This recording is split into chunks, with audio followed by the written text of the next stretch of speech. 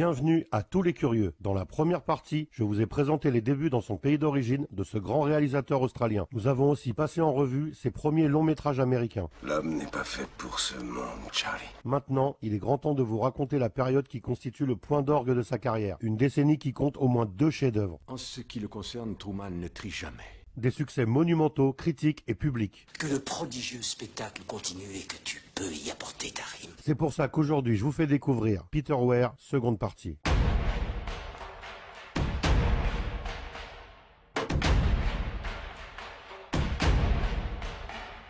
L'Australien Peter Weir revient derrière la caméra à la fin des années 80, toujours aux États-Unis, avec un film devenu instantanément culte pour les critiques et le public du monde entier, Le Cercle des poètes disparus. Messieurs, quels sont les 4 piliers? Tradition, honneur, discipline, excellence.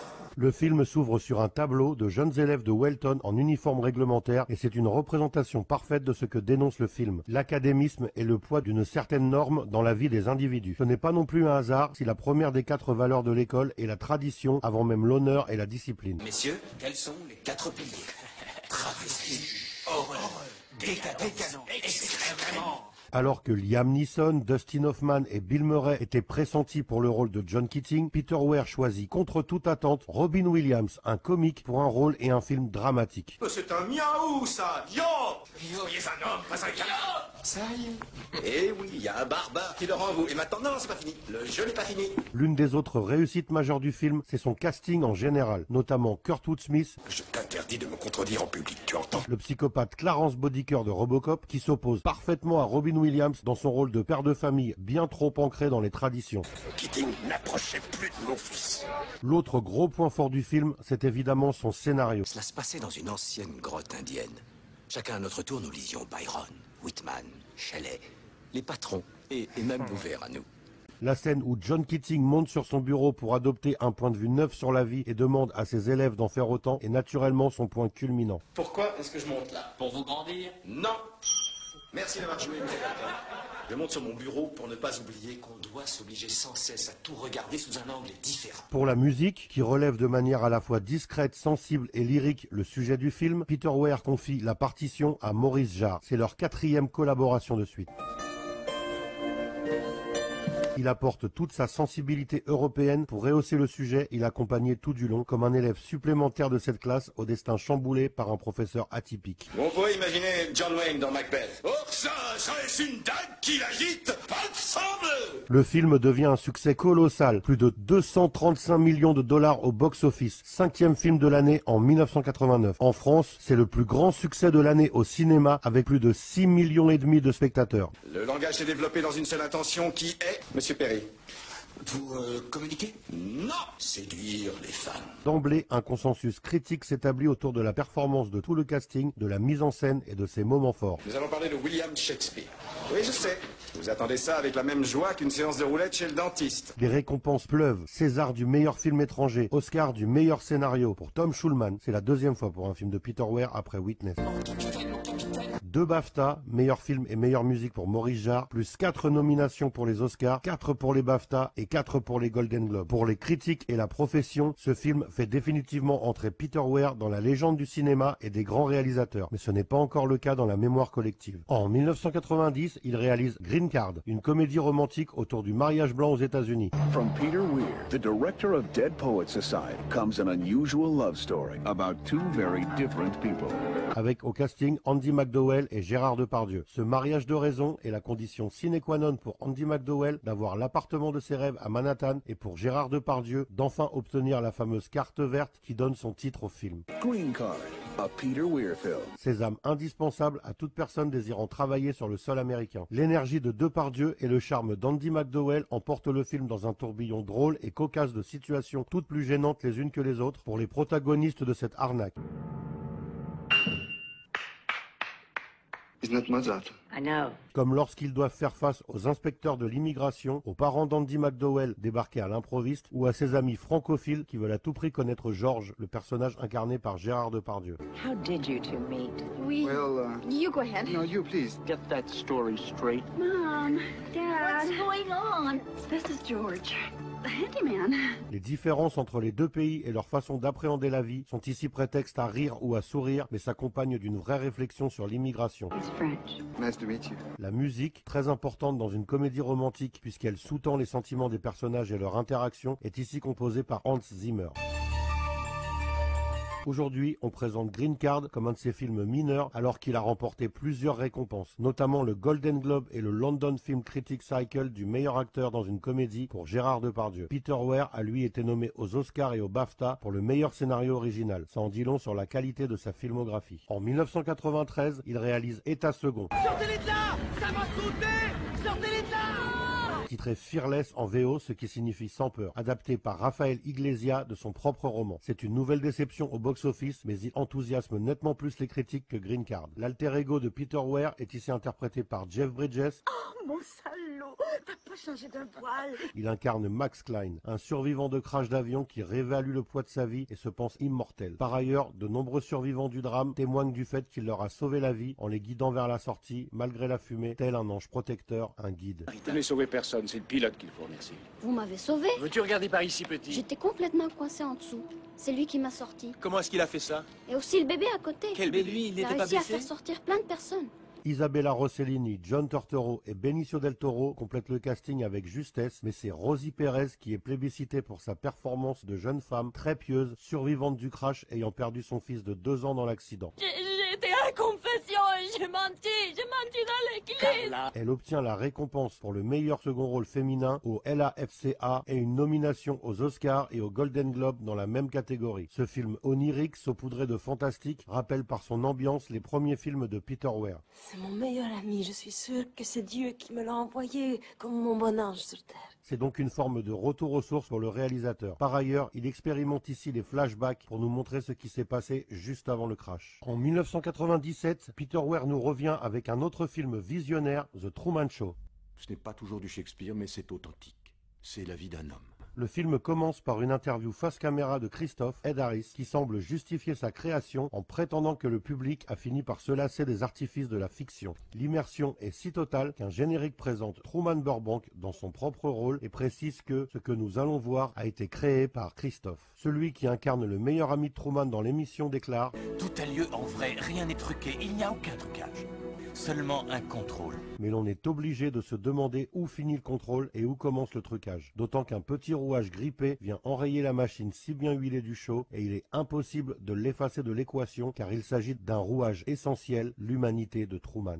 Je n'y arriverai pas.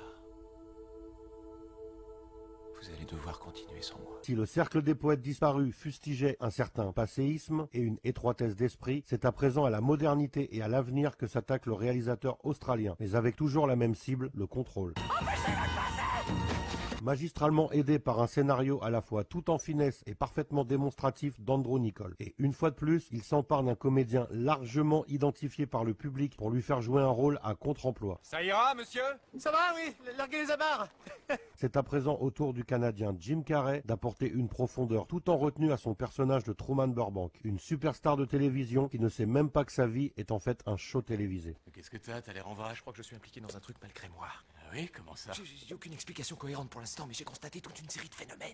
Ce personnage, qui emprunte son patronyme à une ville proche d'Hollywood surnommée la capitale mondiale des médias car elle abrite les sièges de Disney, NBC et Warner entre autres, les gens l'aiment pour sa sincérité et la profonde gentillesse qui se dégage de lui. Bonjour! Bonjour! Bonjour! D'autant qu'il vit sa vie tout en ignorant qu'il est filmé. Il est donc impossible que cette bienveillance soit feinte, calculée ou préméditée. Waouh! C'était pas de temps! L'intelligence du scénario de Truman Show réside dans les indices qu'il dissémine dès le départ. Indices qui devraient orienter Truman sur la véritable nature de sa vie. Pour nous, ce monde sonne immédiatement faux, mais pas pour Truman, car il ne connaît que cela. Il va dans le lave-vaisselle et il est affûté à vie. Et cela trouve sa quintessence dans le dispositif de caméra mis en place par Christophe pour ne rien rater de la vie de Truman Burbank dans The Truman Show, qui peut se traduire littéralement par l'émission de l'homme vrai. Bonjour Christophe. Je voulais savoir combien de caméras vous avez dans votre ville. Je n'ai pas le chiffre exact, mais environ 5000. 5000 ? Ça fait beaucoup. Succès critique et public instantané, Truman Show a marqué les mémoires par ses qualités de scénario, de jeu, de mise en scène, de musique et possédant indéniablement ce supplément d'âme non quantifiable qui transforme les grands films en chefs-d'œuvre. Non, monsieur, pas question. Tu iras jusqu'au sommet de la montagne. Tant pis pour la casse. 3 Golden Globes pour Jim Carrey, Ed Harris et les compositeurs et 3 BAFTA pour Peter Weir, Andrew Niccol et Dennis Gassner à la direction artistique. Cela montre la réussite globale du film. En 2003, Peter Weir rompt avec son principe du scénario original, comme il l'avait déjà fait 3 fois par le passé avec Picnic à Hanging Rock d'après Joan Lindsay, Mosquito Coast de Paul Theroux et État second de Raphaël Iglesias, et adapte les événements de plusieurs tomes de la série de livres Master and Commander de Patrick O'Brien. Où c'était? 2 quarts par tribord avant, monsieur. À moins d'1 000.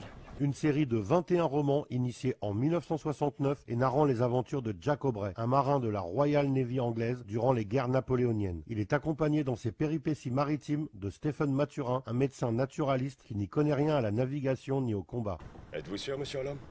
Oui, monsieur. Un vaisseau de guerre.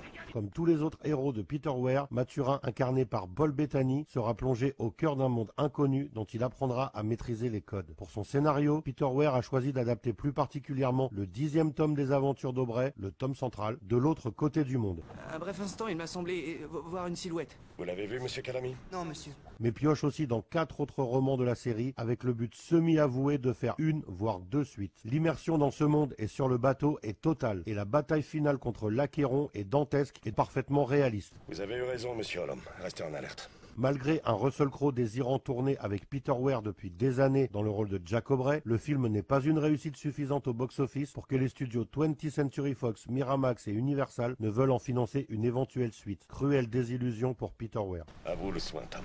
À vos ordres. Cependant, du côté des critiques, une nouvelle fois, c'est une réussite pour le réalisateur, nommé 10 fois aux Oscars et comptant 2 victoires, meilleure photographie et meilleur montage son. En 2010, pour son nouveau film, l'Australien décide, pour la 5e fois de sa carrière, d'adapter un récit déjà existant. En l'occurrence, un roman pseudo-autobiographique de Sławomir Racic, Les chemins de la liberté. Tu es polonais, non? J'adore les Polonais. Vous supportez pas les injustices? Vous avez soif de liberté? Dès sa parution en 1956, Hollywood décide d'adapter ce livre avec Warner Bros à la production et Burt Lancaster au casting. Mais c'est Peter Weir qui concrétise le projet à la fin des années 2000. Tu comptes survivre avec des demi-rations, fiston? C'est un vieil homme. Moi aussi, je suis vieux. Mais je serai en vie demain matin, pas lui. L'Australien, comme à son habitude, rend crédible ce voyage de 6500 km à pied vers la liberté. Le spectateur traverse tous les paysages, de la Sibérie aux Indes, en ressentant tout ce que les évadés ressentent. La faim, la soif, les pieds en sang, la fatigue, l'espoir, le désespoir, la peur, le froid, la chaleur, etc. J'étais en train de faire un rêve merveilleux. J'allais manger du sel, c'est drôle. Je sentais presque le goût. Je veux retourner dans ce rêve. Ce film, qui compte à son casting notamment Ed Harris, Colin Farrell et Saoirse Ronan, est une véritable épreuve pour celui qui le regarde, dans le bon sens du terme. Elle aussi s'est évadée, comme nous. Elle nous ralentirait. Logiquement, il reçoit de bonnes critiques, mais rencontre pas le succès commercial, une nouvelle fois, et cela met fin à la carrière de réalisateur de Peter Weir, qui n'a plus réalisé d'autres films depuis. Si on s'arrête maintenant, on cédera à l'épuisement. Le réalisateur a déclaré à propos de ses films qu'il aime à se comparer à un guide de haute montagne. Son expérience est prépondérante, il maîtrise son sujet, mais il continue à apprendre tous les jours et n'est pas à l'abri d'un dévissage, d'une faute le faisant chuter. Ce n'est pas le bon moment. Pourquoi? Il va neiger très fort. Ce sera très difficile. Des années 70 à 2010, le cinéma de Peter Weir nous a emmenés dans un village perdu de la campagne australienne, un pensionnat pour jeunes filles en 1900, chez les aborigènes, à la bataille de Gallipoli, en Indonésie, chez les Amish, dans la jungle du Honduras, un collège huppé pour garçons de la côte Est, à New York, à San Francisco, au cœur d'une émission de télé-réalité, sur un navire britannique dans les années 1800, et enfin fait parcourir un long périple à travers la Sibérie, la toundra, le désert brûlant de Gobi, la Mongolie, les sommets de l'Himalaya et le Népal, jusqu'en Inde. C'est une célébration de la vie. Et il le fait à chaque fois avec un regard neuf. Dans Witness, un personnage déclare « Nous sommes comme les Amish, nous aussi nous sommes une secte avec nos codes ». Cela résume assez bien le point de vue du réalisateur. C'est sans doute cela, au fond, le cinéma de Peter Weir. Une mise en abîme, une réflexion sur la création et le point de vue extérieur sous couvert d'art et de divertissement. D'accord, mais promettez-moi une chose. Si je meurs avant d'avoir atteint le sommet, vous m'utiliserez comme une réserve de nourriture. L'autre message de son cinéma, c'est l'incitation à l'ouverture, notamment l'ouverture à un monde extérieur au nôtre. Le personnage de River Phoenix déclare à la fin de Mosquito Coast: Tant que j'avais cru en mon père, le monde me semblait petit et très vieux. Maintenant qu'il était mort et que j'avais cessé d'avoir peur de l'aimer, le monde semblait sans limite. On retrouve le même message dans The Truman Show et le cercle des poètes disparus. D'ailleurs, si les élèves de Welton montent sur le bureau à la fin du film, c'est pour signifier au professeur Keating qu'ils ont tous compris son message.